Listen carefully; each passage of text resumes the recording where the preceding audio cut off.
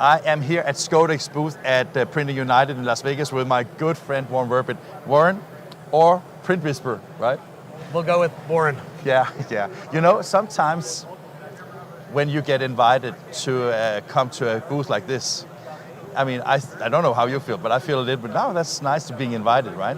And then you think about, okay, there's no script, there are no requirements, there's no nothing, we can talk about anything we want, right? Exactly. So you can start wondering, okay, why? And I think that one of the reasons why I was asked to interview you here is because as you have been a printer yourself, you have printer to printer on what they think, yep. you have a consultancy business, you even have a merchandise shop on your website. It's all about promoting print. Yeah, I know, and you know, the only thing that disappoints me now when we talk about you as a brand is that you're not wearing a pink shirt.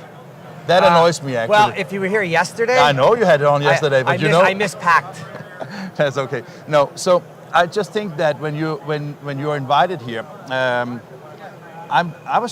mind is that, okay, you have a voice, not just in America, but starting to get global, I take, right? Right. So why is it important to have a friend that is not biased? Why is it important to have a friend that's not biased? Well, if you're not biased, then you're getting real information, right? If you're biased, then there's always a slant. And I think the world's slanted enough in all kinds of places, especially today, the slant is pretty big. First of all, I just want to say, I love being invited. It makes me so happy because it gives me, after 27 years of owning a print company, it's all coming back now. Everything that I've done, the way I used to promote print, the company, the people that work for me, the manufacturers, like everybody, now people are calling me. So I feel good. But it's because you are, and you have, since I got to know you a couple of years ago, 3 years ago, that was, as you said, we met at the Crown Pub right. in the UK, right? Online. Online, yeah. And then we met and had a great day in your water, yeah, but also in your own city. Oh, that's right, you were in Montreal first. Yeah. So I was just thinking that, you know, when you have been so open-minded about your ups and downs in the industry, you have experienced all sides from how banks treat you, how the manufacturer, paper merchants. I mean, you have been, so you can probably relate to any situation with almost any printer, right? Unfortunately, fortunately, yes. From starting the company with 2 people, building it up to 19 million, 120 people, we truly were I believe, the first printing company to have offset 40-inch, 56-inch UV. We had the first iGen 5 in the world with the 24-point capacity and the embellishment colors, the 3 colors.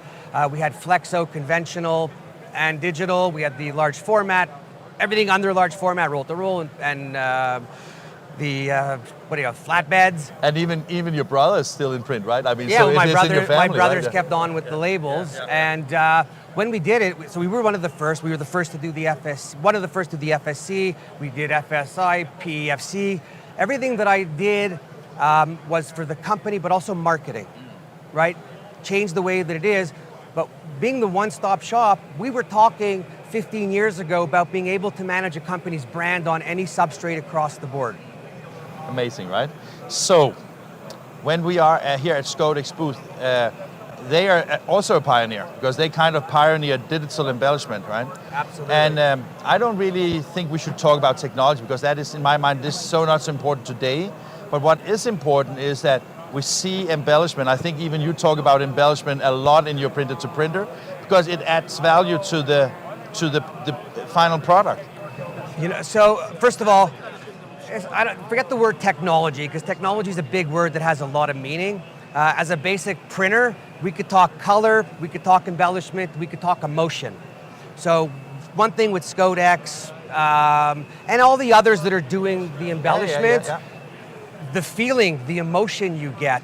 I mean, the fact is stuff checks out off the shelf the more stuff it has on it that's exciting, right? But also, I mean, sometimes we spoke to a young guy before that was operating a trade finishing company, and basically said he was a little bit bored about doing the same stuff day out, day in, because there's also the craftsmanship to what we do, right? We want to do something that is like cool, right? So today, even though the technology allows us to do this, there is craftsmanship in understanding what you're doing, in looking at it. Especially if you want to extend it to just the standards, right? craftsmanship doesn't have to mean old school. No. Craft is craft, Yeah. right? So I think there's a lot of people, young and old, that are coming together to make this happen together. But it's just so exciting. It's people always say to me, "Oh, what's happening in print? Where's it going?" I said, "I don't really know where it's going because I don't have a crystal ball." I said, "But I can tell you right now, the flash is on, the bling is on." That's what everybody's talking about. So we got to take that, use it, get it in everywhere it has to be, get it out there. People need to learn how to buy it, sell it, and then resell it for the ROI. When you talk to printing companies and their owners that already have invested in some kind of embellishment, do you talk to them whether they make money on these investments? Or you don't speak in details about that? No, I ask all the time. Yeah. Like, remember, as a printer, I spent a lot of money on equipment, and it's really important to know how fast you're going to have the cash to start to pay it back, because all I'm thinking about is the next investment I want to make, right? So I'm talking to people today, and then I'll tell you about tactile and why after. So today, we have a few companies that the owner has the mentality and the drive to want it. So he's pushing it. And then he's doing whatever he has to with whatever resources he has to make it happen. Bring in the right people, bring in the manufacturer, the suppliers to teach, and then they'll work together to make it happen. But for the most part, there's a lot of people, and I think it's, I don't want to say traditional, but it's traditional in that a lot of people buy equipment, don't know what to do with it, and then want to figure it out, but it's too late then, because your payments are coming. It's like rent. The payments are coming every 30 days, and then you start to panic. So if I may, I'll just tell you what I'm doing now. I'm now working in partnership with Kevin Abergel, who's awesome, and we have a company called Tactile.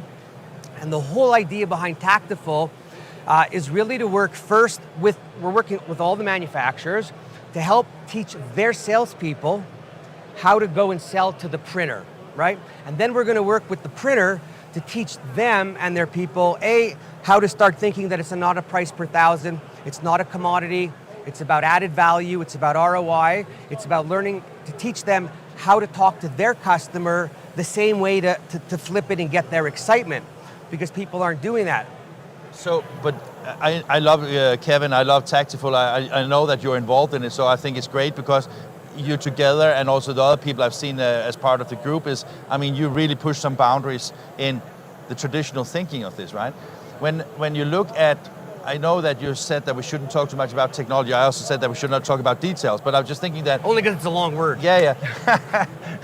But I was thinking that when we have the technology today enable this at a way more affordable level for the brand owners and for the buyers, that should open up a lot of new opportunities for the customers, right? Well, everything that comes out eventually comes down a little bit in price.